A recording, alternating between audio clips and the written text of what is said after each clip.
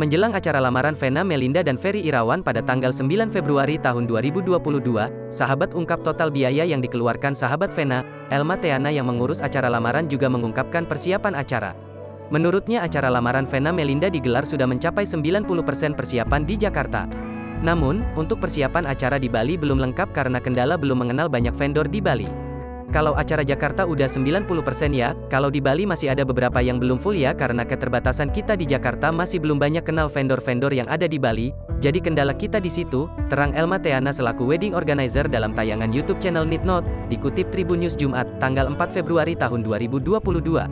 Lebih lanjut, Elma mengatakan bahwa tidak ada kendala dalam melakukan persiapan di Jakarta. Diketahui, acara lamaran bertepatan dengan hari ulang tahun Ferry Irawan. Elma Theana dan Dian Komalasari selaku wedding organizer pun membuat acara lamaran yang berbeda dari biasanya. Selain itu, acara lamaran akan mempertemukan dua keluarga besar Vena dan Ferry yang belum pernah bertemu sebelumnya.